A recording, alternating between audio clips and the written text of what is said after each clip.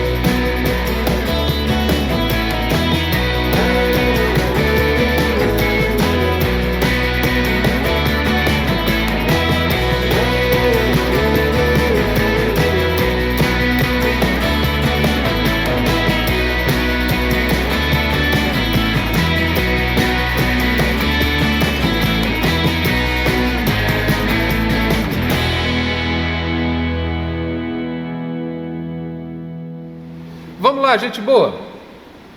Encontraram aí os mandamentos recíprocos? Molinho, né? É só olhar aqueles que têm as expressões uns aos outros ou mutuamente. Então, observando aí, não é, novamente Colossenses capítulo 3, a partir do verso 9 até o 17, o primeiro mandamento recíproco que a gente identifica é: não mintais uns aos outros. E você já vê isso logo de cara lá no verso 9, né? Não mintais uns aos outros, visto que vocês já se despiram do velho homem com as suas práticas. Então esse é o primeiro mandamento que a gente encontra lá no verso 9. Não mintais uns aos outros. Qual é o próximo da lista? Não é? Qual é o próximo mandamento de uns aos outros ou mutuamente? Vai comigo lá para o verso 13, que diz assim: suportem-se uns aos outros e perdoem as queixas que tiverem uns com os outros. Aqui nós encontramos dois mandamentos recíprocos. O primeiro deles é: suportai-vos uns aos outros. E o segundo é: perdoai-vos mutuamente. Não é? É isso que a gente encontra aí. Na verdade, perdoai-vos mutuamente é numa outra tradução. Aqui na NVI continua com a expressão uns aos outros. Qual que é o próximo mandamento da tua lista? Vamos ver se bate com a minha? Vamos lá. Está lá no verso 16. Habite ricamente em vocês a palavra de Cristo. Aí tem lá: ensinem e aconselhem-se uns aos outros com toda a sabedoria. Aqui nós encontramos mais 2 mandamentos da lista, que é: instruí-vos mutuamente e aconselhai-vos mutuamente. Aqui na NVI fala sobre ensinar, que é o mesmo que instruir, não é? Então eu usei aqui uma versão diferente daquela que eu montei o estudo, mas dá na mesma. Fique tranquilo. Então nós encontramos aí 5 mandamentos. Quais são eles? Não mintais uns aos outros, suportai-vos uns aos outros, perdoai-vos uns aos outros, instruí-vos uns aos outros e aconselhai-vos uns aos outros, ok? Esta é a lista dos mandamentos que nós encontramos aqui. E agora eu queria que você refletisse comigo sobre a seguinte questão: como seria uma igreja onde se praticasse esses 5 mandamentos? Para pensar. Troca uma ideia com quem está aí do seu lado agora, não é, com o teu familiar. Não é? Se você estiver sozinho, troca uma ideia com você mesmo. Não tem problema. Não é? Mas se faça essa pergunta: como seria uma igreja se praticasse esses 5 mandamentos? Não é? Ou seja, uma igreja em que as pessoas não mintam umas às outras, uma igreja onde as pessoas suportam umas às outras, uma igreja onde as pessoas se perdoam umas às outras, uma igreja onde as pessoas ensinam umas às outras e aconselham umas às outras. Como que seria essa igreja que pratica, que vive essa realidade? Agora, antes de você responder, eu preciso te lembrar um negócio. Você é a igreja, você compõe a igreja, ok? Não vá falar da igreja como se fosse alguma coisa alheia a você ou estranha a você, porque você faz parte dessa igreja, não é? Então, pense assim: como seria a minha igreja se eu praticasse na íntegra todos esses mandamentos? Como seria a minha igreja se eu e os meus irmãos praticassem esses 5 mandamentos? Troca uma ideia aí, 1 minutinho, rapidinho, já volto aqui para a gente continuar a nossa aula. 1 minutinho só, hein? Estou de olho.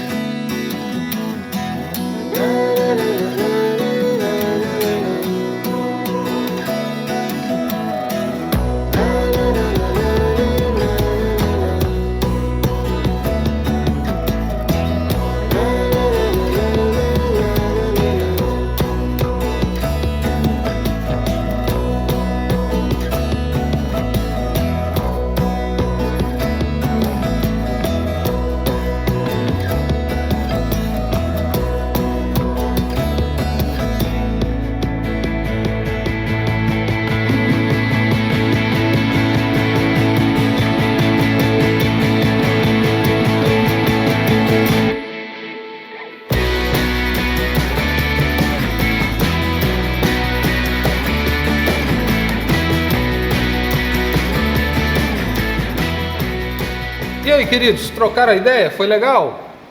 Imagino que sim, hein? Imagino que vocês devem estar aí colocando muitas coisas muito interessantes. Eu queria que você colocasse aí, não é, no grupo do WhatsApp da igreja, o hashtag #ECAMCasa, não é? Como seria uma igreja em que você e os seus irmãos praticassem esses 5 mandamentos? Coloca lá as tuas ideias lá para a gente poder interagir, não é? Para a gente poder bater um papo e ver aí o que é que você pensou a respeito. Mas eu queria agora, queridos, escolher um desses mandamentos, apenas um, para a gente dar uma esmiuçada nele, não é? E nós vamos responder basicamente 2 perguntas para esmiuçar um pouquinho esse mandamento que nós vamos escolher daqui a pouco. E a primeira pergunta é: o que significa esse mandamento? E a segunda pergunta é: o que acontece quando não obedecemos esse mandamento? Essa vai ser a forma que a gente vai usar aqui para aprofundar um pouquinho mais o nosso estudo aí sobre a comunhão e os mandamentos recíprocos, ok? E o mandamento que eu escolhi foi o primeiro da lista, é aquele lá mesmo: não mentir uns aos outros, não é? Então, em primeiro lugar, o que é que significa esse mandamento? ele está dizendo de uma maneira muito clara: não mintam uns aos outros, visto que vocês já se despiram do velho homem com as suas práticas. E o verso 10: e se revestiram do novo, o qual está sendo renovado em conhecimento à imagem do seu Criador. Então veja bem, o que é que significa esse mandamento? Bom, significa que a mentira não deve fazer parte do relacionamento e da comunhão entre irmãos e irmãs na igreja. É isso que está querendo dizer. Mentira não pode fazer parte do nosso relacionamento. Entenderam aí? Não dá, né? Então, a verdade é que precisa, em amor, ser constante nos nossos relacionamentos. E por que eu disse a verdade em amor? Porque tem gente que, em nome da verdade, age com brutalidade, age com ignorância e acaba, em nome da verdade, ferindo pessoas. É por isso que a verdade precisa ser dita sempre, mas em amor.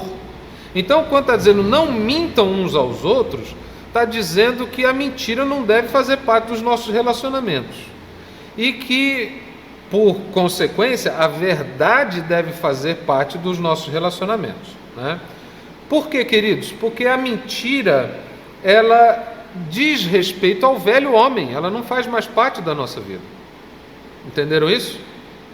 E a verdade, ela é automaticamente resultado da nossa vida com Deus, não é? Então, a gente já viu aí o que é o mandamento. Agora, o que acontece quando a gente não obedece esse mandamento? Ou seja, o que acontece se a gente mentir aos irmãos, se a gente permitir que a mentira faça parte dos nossos relacionamentos? Eu quero listar algumas coisas aqui para você que podem acontecer. Em primeiro lugar, nós não poderíamos confiar uns nos outros. Como é que você vai confiar em alguém que fala mentira para você? Como é que alguém vai confiar em você se você mente para ele? Percebe? Então essa é uma primeira consequência de não obedecer esse mandamento. A segunda é que nós não seríamos pessoas da verdade e não poderíamos dizer que andamos com Deus da verdade. Lá na primeira carta de João, no capítulo 1, os versos 6 e 7, e no capítulo 2, nos versos 5 e 6, fala muito sobre isso, que aquele que mente, não é, ele não anda com o Deus da verdade. Não é? Então a mentira, ela não cabe, não é, num relacionamento de filhos e filhas de Deus. Não é? Terceiro lugar, uma outra consequência de não obedecer esse mandamento é que quem mente coopera com o diabo, que é o pai da mentira. Jesus, no Evangelho de João, no capítulo 8, verso 44, ele diz que o diabo é o pai da mentira, e quem mente anda de mão dada com o diabo. Quem mente cumpre o propósito do diabo. Então a consequência de mentir, ou de não obedecer esse mandamento, que é para não mentir, é que você coopera com o diabo e com o propósito dele. E por último, de uma maneira ainda mais contundente, Apocalipse 21, verso 27, e o capítulo 22, o verso 15, diz que os mentirosos não herdam o reino de Deus. Isso é muito sério, consequência da não observância de um desses mandamentos recíprocos. Isso é muito sério, queridos. E aqui são algumas consequências, talvez você pode acrescentar outras, né? Mas eu queria agora fazer algumas perguntas de reflexão para você refletir. Estamos mentindo quando dizemos que faremos algo, mas não fazemos? Você acha que isso é mentira? Pensa aí.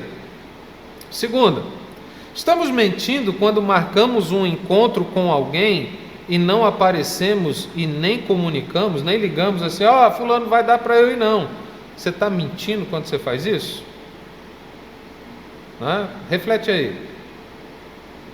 não é? Quer ver uma outra? Não estava nem aqui, mas eu vou colocar aqui para você. Quando colocam um pedido de oração lá para você no WhatsApp, ou no WhatsApp da igreja, ou no seu privado, quando a pessoa, olha, ora por mim, porque eu estou assim, assim, assado, compartilha uma situação, e aí você coloca aquele emoji das mãozinhas assim, né? Você só botou o emoji e nem orou pela pessoa, você acha que você está falando a verdade? Pensa sobre isso. E agora, queridos, a gente vai encaminhar para o final aqui, e eu vou deixar um exercício para vocês fazerem. Na verdade, o exercício que vocês vão fazer é esse que eu acabei de fazer com vocês aqui agora. Nós falamos de 5 mandamentos, mas eu escolhi um, né, que foi não mintais uns aos outros. E eu fiz 2 perguntas para aprofundar o conhecimento disso, né? Primeira, o que é esse mandamento? E a segunda é, o que acontece quando eu não obedeço esse mandamento? Então, o que você vai fazer aí na sala da sua casa com seus familiares agora? Você vai pegar os outros 4 mandamentos, não é? E você, para cada um deles, você vai dizer assim, ó, suportai-vos uns aos outros. O que significa esse mandamento? E o que acontece quando eu não obedeço esse mandamento? Você precisa citar pelo menos 3 consequências da não observância, da não obediência daquele mandamento, né? 3 ou 4 resultados negativos que podem advir da não obediência desse mandamento. Se você quiser, você pode fazer o seguinte: se você tiver aí 2, 3 pessoas na sala da sua casa, cada uma pega um mandamento, não é? E faz assim: o que significa esse mandamento e o que acontece se eu não praticar esse mandamento, e colocar pelo menos 3 ou 4 resultados negativos. Quando todos terminarem, então vocês compartilham, não é, uns com os outros, e assim que vocês terminarem esse momento de compartilhamento, coloca lá hashtag #IECAEMCasa, não é, e ponha lá no grupo da gente, para a gente poder compartilhar com os outros irmãos, ok? Queridos, essa é a nossa EBD, ficamos por aqui hoje, e eu te vejo na semana que vem. Deus te abençoe, divirtam-se aí com o exercício, e boa aula, queridos. Um abraço.